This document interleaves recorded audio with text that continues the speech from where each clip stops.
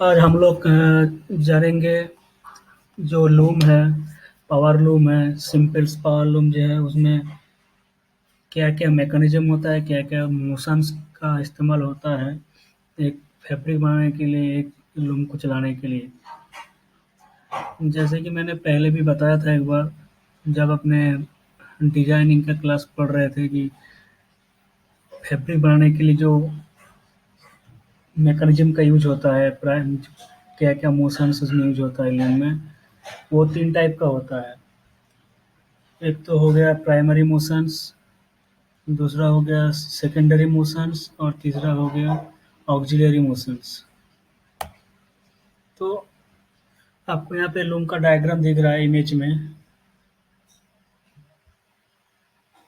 में आपको लूम का डायग्राम दिख रहा है। यहाँ पे जो वार्प यार्न का जो पैसेज है वो पीछे रिवर्स बीम से लेकर बैक रेस्ट, फिर ड्रॉप वायर, फिर हील फ्रेम में हील डाई से, फिर रीड के अंदर से, फिर क्लॉथ फेल होके फ्रंट रेस्ट, फिर टेकअप रोलर से होकर क्लॉथ रोलर तक इसका पैसेज है वार्प सीट का। और यहाँ पे हील फ्रेम को ड्राइव दे रहा है 2 कैम, सीडिंग कैम्स है जो बॉटम शाफ्ट में लगा हुआ है। एक ट्रेडल के थ्रू कनेक्टेड है हील से। और यहाँ पे स्ले है, स्ले को ड्राइव मिल रहा है रॉकिंग शाफ्ट, स्ले शोड है। इसके पीछे एक क्रैंक शाफ्ट होता है, क्रैंक शाफ्ट से इसको ड्राइव मिलता है स्ले बोर्ड को। और ये शाटल है। तो ये फैब्रिक बनाने के लिए ये जो मैं 3 मोशंस की बात किया है कि प्राइमरी मोशन, सेकेंडरी मोशंस और टर्शियरी मोशन।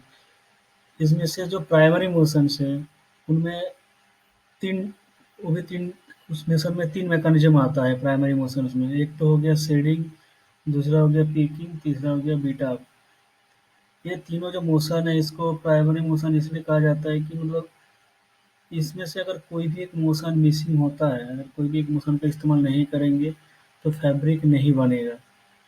फैब्रिक बनना मुश्किल है। एक पीक देने के बाद दूसरा पिक आप नहीं दे पाएँगे अगर इस तीनों में से कोई भी एक मोशंस, कोई भी एक मैकेनिज़्म अगर मिस आउट कर देते हैं तो फैब्रिक बनना नामुमकिन है। इसीलिए इसको प्राथमिकता दिया गया है, इसलिए इसका नाम है प्राइमरी मोशंस। ये मोशन अगर रहेगा, कोई भी लूम आप उठा के देख लीजिए, कोई भी पुराना लूम हो, हैंडलूम हो या फिर जो भी है मॉडर्न में जो नॉन कन्वेंशनल जो भी लूम आ रहा है मॉडर्न ज़माने में, सारे लूम में ये तीनों जो मोशंस है, ये ज़रूरी है। ये 3 मोशंस होता ही है सारे लूम में। इसके अलावा फैब्रिक का बनना मुश्किल है, नहीं बनता है फैब्रिक, नहीं बन पाएगा। आप खुद भी विचार कर लीजिए, सोच समझ लीजिए क्यों ऐसा कहा जा रहा है कि प्राइमरी मोशंस है। तो इनमें से जो शेडिंग मोशन है, शेडिंग मोशन का क्या काम है? शेडिंग मोशन में रिलेटेड ये जो हिल शाफ्ट है, 2 हिल शाफ्ट यहाँ पे दिखाया गया है, ये दोनों हिल शाफ्ट से रिलेटेड है। इसका क्या काम है? वार्प शीट को ड्रॉ किया जाता है हिल शाफ्ट की, हिल शाफ्ट में जो हिल डाई है, हिल डाई के थ्रू ड्रॉ किया जाता है। शेडिंग मोशन का यही काम है। शेडिंग मोशन में ये जो हिल शाफ्ट है, इसको मूवमेंट दिया जाता है, इसको मोशन दिया जाता है, अप एंड डाउन इसका मूवमेंट होता है, अप डाउन, अप डाउन। तो शेडिंग मोशन का काम है कि जो वार्प शीट है, इसको 2 लेयर में डिवाइड करना। यहाँ पे जैसे आपको दिखाई दे रहा है कि यहाँ पे वार्प शीट 2 लेयर में डिवाइडेड है। यहाँ पे सिर्फ 2 ही हीट फिल्म का इस्तेमाल किया गया, दोनों हीट फिल्म से सिर्फ ये जो वार्प शीट है इसको 2 हिस्सों में डिवाइड किया गया है। ये इसलिए डिवाइड किया जाता है, इसको अगर डिवाइड नहीं करेंगे, जो नेक्स्ट जो मोशन है, पीकिंग मोशन है, जो पीकिंग मोशन में शटल का यूज़ किया जाता है, जिसके अंदर पर्न होता है, जो वेट का कैरियर है, वो फैब्रिक में एक तरफ से दूसरी तरफ पास नहीं किया जा सकेगा अगर इसको हम ओपन नहीं करेंगे सेट को। अगर ऐसे नहीं खोलेंगे तो हम कैसे इंटरलेसमेंट करेंगे? अगर सेट ओपन नहीं होगा, ये लेयर 2 हिस्सों में डिवाइड नहीं होगा, बीच में गैप नहीं क्रिएट होगा, तो जो वेब थ्रेड है वो सेट के बीच में से पास नहीं हो पाएगा, तो इंटरलेसमेंट पॉसिबल नहीं होगा। इस मोशन को शेडिंग मोशन कहते हैं। शेडिंग मोशन का मेन काम है जो वार्प शीट है उसको 2 लेयर में डिवाइड करना, अकॉर्डिंग टू डिज़ाइन जो ड्राफ्टिंग प्लान होगा, जो पेज प्लान होगा उसी के हिसाब से डिवाइड करेगा इसको। और डिवाइड करके एक गैप बनाना, जो टनल बनाना है इसमें, जिसके थ्रू जो शटल है, शटल को पास कराना है। इस मोशन का नाम है शेडिंग मोशन। अगर शेडिंग मोशन नहीं होगा तो शटल नहीं पास करेगा। तो ये भी एक इसलिए इसको प्राइमरी मोशंस में रखा गया है। दूसरा हो गया पिकिंग मोशन। पिकिंग मोशन में क्या लिखा है, passing the wave thread which traverses across the fabric through the shed. आपने शेडिंग कर लिया, सबसे पहला मैकेनिज्म हो गया शेडिंग, शेडिंग कर लिए, शेड ओपन हो गया। जैसे शेड ओपन हो गया, इनमें क्या करेंगे, जो शटल है, शटल जो है वेव्ड कैरियर है, शटल के अंदर पर्न होता है जिसमें वेव्ड का धागा लपेटा हुआ होता है, इसमें काफ़ी सारा धागा होता है। तो शटल को लूम की एक तरफ से दूसरी तरफ पास करना होता है। जैसे शेड ओपन होता है, यहाँ पे जगह खाली मिल जाता है, उसी टनल में से ये जो शटल है वो एक तरफ से दूसरी तरफ जब पास किया जाता है, पास करते वक्त उसके अंदर जो धागा होता है वो शेड के अंदर ले डाउन होता है, शेड के अंदर वो इंसर्ट हो जाता है। तो ये पिकिंग का काम है, मतलब passing the web thread which traverses across the fabric through the shed. ये शटल होता है जो कैरियर है वेट का, ये धागे को एक तरफ से दूसरी तरफ कैरी करता है और पिकिंग करते रहते हैं। अगर ये वाला मैकेनिज्म अगर आउट कर देंगे तो फैब्रिक नहीं बनेगा, क्योंकि वेफ्ट के बिना इंटरलैसमेंट अधूरा रहेगा। शेप वाफ से तो फैब्रिक बन नहीं सकता। अगर वेफ्ट के थ्रेड इंटरलैसमेंट नहीं कराएंगे तो फैब्रिक नहीं बनेगा, इसलिए भी प्राइमरी मोशंस में गिना जाता है। दूसरा आ गया बीटा मोशन।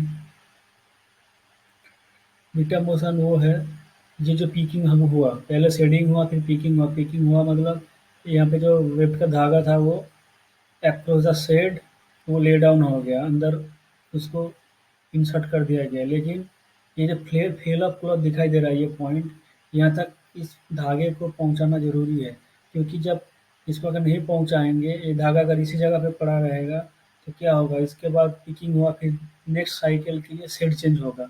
जो फ्रेम ऊपर था वो नीचे आएगा और जो नीचे था वो ऊपर जाएगा, शेड चेंज होगा। तो शेड चेंज जब होगा तो यहाँ पे क्या होगा, धागा अगर फैला फ्लो तक नहीं जाएगा, अगर यहाँ पे फंसा रहेगा तो नेक्स्ट साइकिल के लिए शेड ओपन नहीं हो पाएगा। धागा अगर यहाँ पे रहेगा, इसको अगर पुश करके यहाँ तक नहीं पहुँचाएंगे तो जो शेड अभी जो ओपन आपको दिख रहा है नेक्स्ट साइकिल के लिए, वो शेड ओपन नहीं होगा। तो नेक्स्ट शेड ओपन हो और वो जो धागा है उसको हम आगे बढ़ाते रहें, इसी के लिए ये बीटा मोशन है, इसका ज़रूरत पड़ता है। जैसे ही नया वेब का इंसर्शन होगा, ये जो रीड है, ये रीड क्या करता है, उस वेब को यहाँ तक पहुँचा देता है, तो जाके फिर नेक्स्ट साइकिल के लिए, ताकि शटल के लिए पैसेज बने, नेक्स्ट पिकिंग हो सके। इसलिए ये भी एक बहुत महत्वपूर्ण मैकेनिज्म है, बीटा मैकेनिज्म। इसके अलावा भी फैब्रिक नहीं बन सकता। ये तो गया प्राइमरी मोशन। ये जो सीक्वेंस में लिखा है, प्राइमरी मोशन शेडिंग होता है पहले, फिर पिकिंग होता है, बीटा होता है, यही इसका सीक्वेंस है लूम साइकिल, और ये चलता रहता है। नेक्स्ट है सेकेंडरी मोशंस। सेकेंडरी मोशंस में आता है लेट अप और टेक अप। ये दोनों मोशंस क्या है, लेट अप मोशंस वो है that this motion delivers work into the weaving area at the required rate and at a suitable constant tension by unwinding it from weaver's beam। इसका मतलब ये है, लेटअप का काम है जो पीछे वीवर्स बीम है वहाँ से वर्क को छोड़ना है। उसको वहाँ वर्क को छोड़ना है, कहाँ छोड़ना है, जहाँ वीविंग हो रहा है, जो वीविंग एरिया है, वीविंग का जोन है, वहाँ तक उसको फीड करना है। पीछे से अगर अनवाइंड होगा बीम, तो ही जाके जो वर्क का थ्रेड है, पीछे से वर्क का सीट है, वो आगे फीड होगा, आगे फॉरवर्ड होगा, और उसको कांस्टेंट रेट में, रिक्वायर्ड रेट में छोड़ना है, ताकि जो हमें जो टेंशन है वार्प शीट का, वो टेंशन भी मेंटेन करना है। टेंशन मेंटेन करने के लिए हमें जो रेट है उसी रेट पे हमें छोड़ना है। हमें कोई इरेगुलर रेट पे नहीं छोड़ना है कि कभी ज़्यादा कभी कम, उस रेट पे नहीं छोड़ना है, हमेशा इक्वल रेट पे, कांस्टेंट रेट पे छोड़ना है, ताकि जो टेंशन बना है शीट के, जो वार्प शीट में, उसको मेंटेन किया जा सके। ये हो गया आपका लेटअप का काम, और ये उसी हिसाब से छोड़ना भी है। आगे जितना ज़रूरत होगा, कपड़ा बनाने के लिए जितना ज़रूरत होगा वो डिसाइड होगा पिक्स पर इंच में। अगर पिक्स पर इंच ज़्यादा है तो रिक्वायरमेंट कम होता है, अगर पिक्स पर इंच कम होगा तो इसका रिक्वायरमेंट पर पीक, वो जो लेंथ है वर्क का, वो ज़्यादा होगा। तो उसी हिसाब से इसको छोड़ना है। अब ये तो हो गया लेटअप, मतलब छोड़ना, मतलब जो वर्क बीम जो रिवर्स बीम है पीछे, वहाँ से छोड़ना है धागे को। और टेक ऑफ क्या हो गया, this motion withdraws fabric from weaving area at a constant rate that will give the required peak spacing and then winds it onto the roll। इसका मतलब ये हुआ, लेटअप जैसे छोड़ता है, टेकअप वाइंड करता है, वाइंड अप करता है। जो कपड़ा बन गया है, वीविंग जोन में जो फैब्रिक बन चुका था, वहाँ से कांस्टेंट रेट पे उसको वाइंड अप करना है। कहाँ पर करना है? क्लॉथ रोल होता है, क्लॉथ रोल के ऊपर इसको वाइंड अप करना है। वो रेट डिसाइड होता है। रेट कैसे डिसाइड करेंगे? हमें जो पीपीआई चाहिए, जो पिक्स पर इंच चाहिए, उसी के हिसाब से हमें टेकअप का जो स्पीड है, जो रेट है, वो डिसाइड होता है।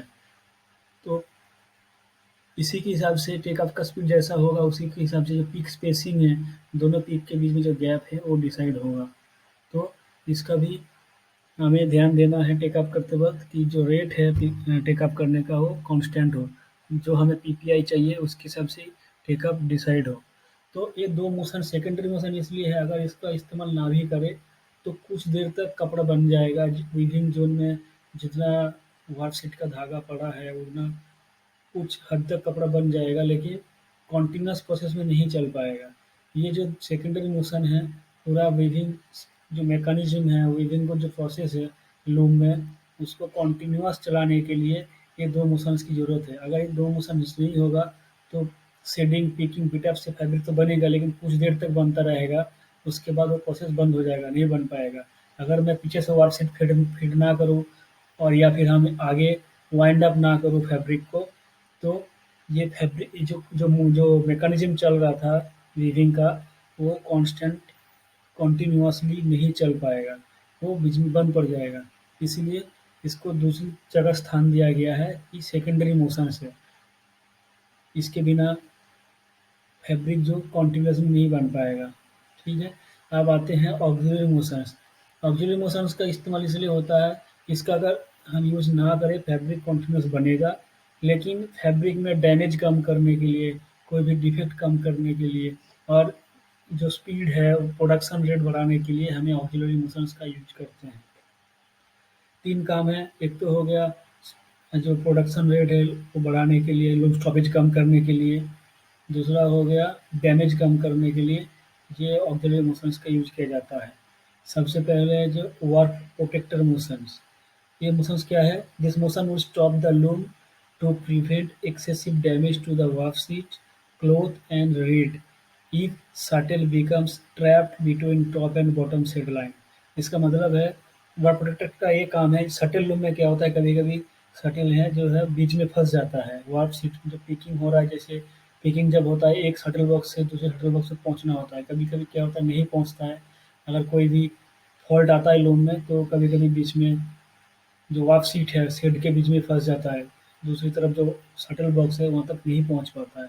उस केस में क्या होगा, अगर फँस गया और बीटा पूरा हो जाता है, तो क्या होगा, वार्प शीट में डैमेज होगा, वार्प शीट टूट जाएगी, धागा टूटेगा। फिर क्या होगा, रीड जो है, रीड पीछे से बीटअप करते हैं, तो रीड भी डैमेज होगा, रीड का डेंट। तो वो काफ़ी इकोनॉमिकली बहुत, मतलब वो वायबल नहीं है इतना डैमेज होना। तो फैब्रिक में डैमेज होगा, रीड खराब हो जाएगा, तो रीड चेंज करना पड़ेगा, जो इकोनॉमिकली बहुत पुअर कंडीशन से क्रिएट कर सकता है।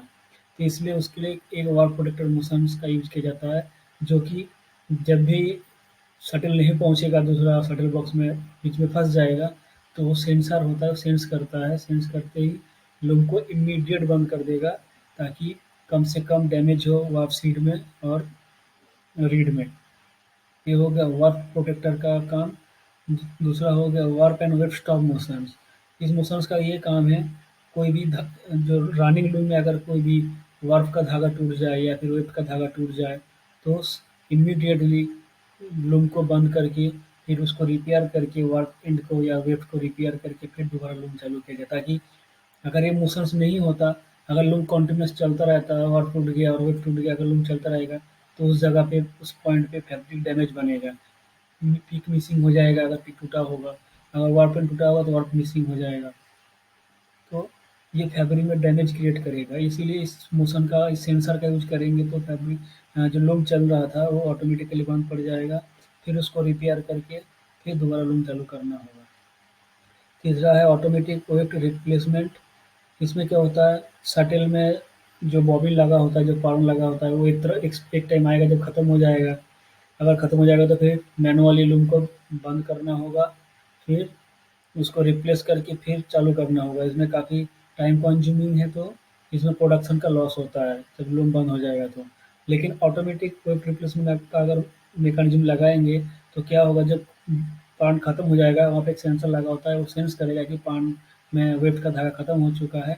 तो उस टाइम पे क्या होगा, वहाँ पे एक मैकेनिज्म है, रनिंग लूम में ही जब शटल बॉक्स में शटल पहुँचेगा और पार्ट खत्म हो जाएगा, उस टाइम पे क्या होगा, जो एम्प्टी पार्न है, जो खत्म हुआ बॉबिन है, उसको वहाँ से निकाल देगा और एक भरा हुआ पार्न भर देगा। या तो पूरा शटल को चेंज कर देगा, या तो शटल के अंदर जो पार्न है खत्म हो गया उसको चेंज करेगा। 2 चीज़ हो सकता है, या तो आप शटल के साथ पार्न पूरा चेंज कर दें, या तो फिर शटल पुराना ही रहेगा और उसके अंदर जो पार्न है उसको चेंज कर देगा। तो इसमें क्या होगा, लूम बंद नहीं पड़ेगा, जो प्रोसेस है वीविंग का वो कंटिन्यूअस चलता रहेगा। तो उसके चलते जो है प्रोडक्शन बढ़ेगा। अगर ये ऑटोमेटिक नहीं रहेगा तो प्रोडक्शन काफ़ी हैम्पर होता है। तो ये किया ऑक्सिलरी मोशंस, इसको ऑक्सिलरी इसलिए कहा जाता है कि इसका नहीं होने से आपका जो है प्राइमरी और सेकेंडरी मोशन से तो लूम कंटिन्यूअस चलता रहेगा, प्रोडक्शन जारी रहेगा। लेकिन ये मोशंस का अगर इस्तेमाल करेंगे तो फैब्रिक में जो डैमेज है वो काफ़ी कम बनेगा, और जो प्रोडक्शन रेट है वो भी काफ़ी हाई होगा। यहाँ पे जो इमेज दिखाई दे रहा है, एक गियरिंग डायग्राम है, कैसे मोटर से जो पावर लूम है उसमें कैसे पावर का ट्रांसफ़र हो रहा है, वो यहाँ पे दिखाया गया है। ये आपका फ्रंट लूम के फ्रंट साइड में अगर खड़े होंगे तो इस टाइप का आपको गियरिंग डायग्राम दिखेगा। पीछे स्लाइड में जो दिखाया है ये आपको साइड व्यू है, cross section cross sectional view है ये। और यहाँ पे एक गियरिंग डायग्राम है, कैसे मोटर से लूम को ड्राइव मिलता है।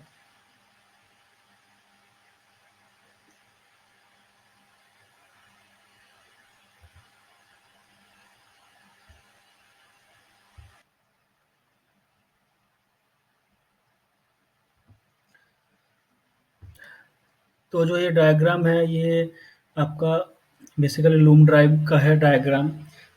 इलेक्ट्रिक मोटर से बेल्ट के थ्रू यहाँ पे पुली है, लूम पुली।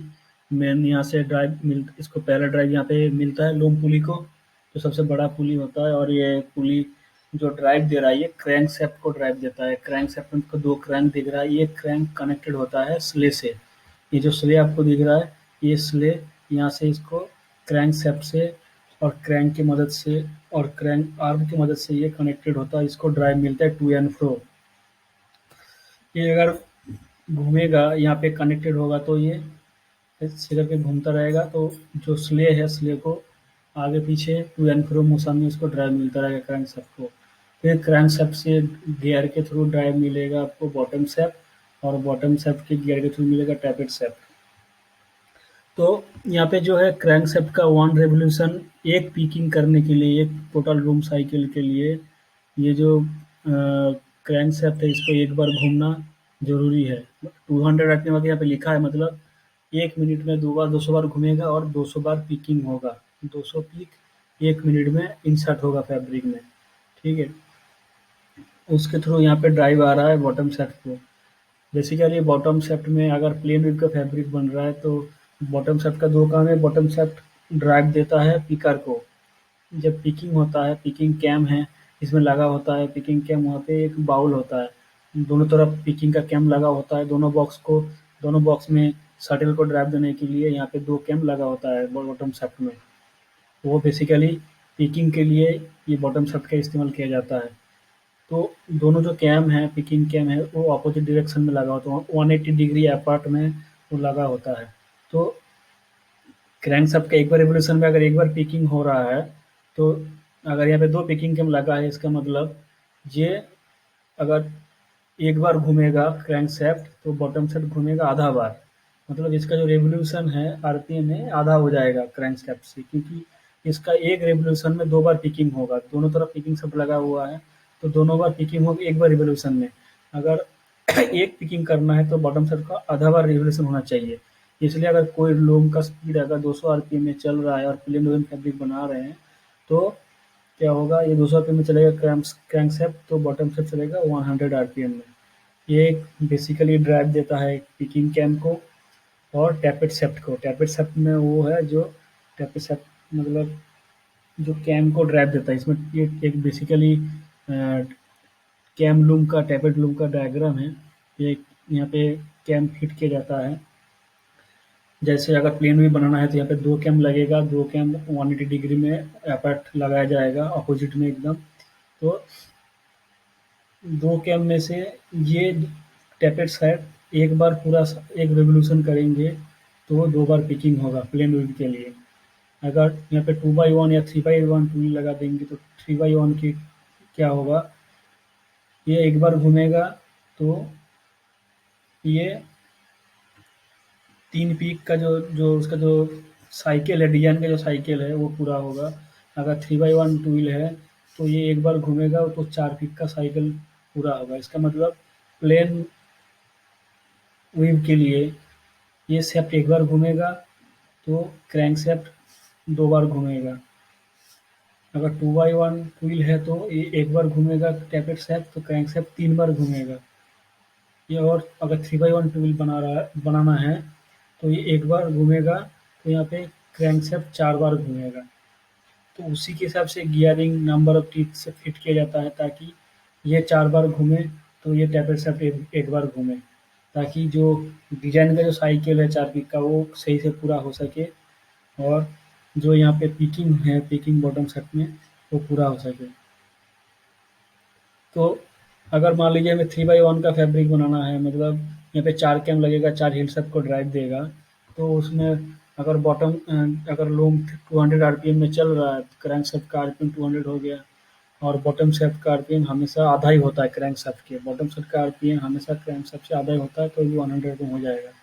और टैपर शाफ्ट का क्या हो जाएगा, क्योंकि ये 2 बार ये 4 बार घूमेगा क्रैंक शाफ्ट तो ये एक बार घूमेगा तो इसका आरपीएम हो जाएगा 50, इसका 1/4 हो जाएगा, 50 आरपीएम पे घूमेगा। ठीक है। अगर प्लेन भी बनाना है तो ये 200 आरपीएम, ये 100 आरपीएम, ये भी 100 आरपीएम में ही घूमेगा, क्योंकि इसमें 2 कैम लगा है प्लेन वेव के लिए। तो ये एक बार घूमेगा तो 2 पीक इंसर्शन हो जाएगा। ये मतलब एक बार घूमेगा तो 2 बार सेट फॉर्मेशन हो जाएगा, क्योंकि हमें 2 ही बार सेट फॉर्मेशन चाहिए प्लेन वेव के लिए। तो ये एक बार घूमेगा तो 2 साइकिल पूरा हो जाएगा, जो डिजाइन में है 2 पीक में रिपीट होता है, पूरा हो जाएगा। तो इसका भी आरपीएम 100 होगा अगर प्लेन वेव है तो। तो इसलिए जब प्लेन व्यू बनाना हो तब हम कैम बॉटम सेट में भी लगा सकते हैं टैपेट सब को हटा के। लेकिन दूसरा कोई भी व्यू होगा तो हमें टैपेट सब का इस्तेमाल करना ही होगा, बॉटम सेट से नहीं हो पाएगा सही। तो ये आपका ड्राइव हो गया और ये आपका लूम डायग्राम है, जो टैपेट लूम का डायग्राम होता है। अब ये आपका हो गया प्राइमरी सेकेंडरी टर्शियरी मोशन। और आगे क्लास में हम पढ़ेंगे शेडिंग के ऊपर, डिटेल्स में पढ़ेंगे, पिकिंग में पढ़ेंगे, बीटा पढ़ेंगे, और यहाँ पे जो सेकेंडरी मोशन है लेट अप, टेक अप और ऑक्सिलरी मोशंस में हम पढ़ेंगे warp protector, warp and weft of motion. इतना हमें डिटेल्स में पढ़ना है, आगे सिलेबस में है ये। तो अभी के लिए इतना ही। Thank you.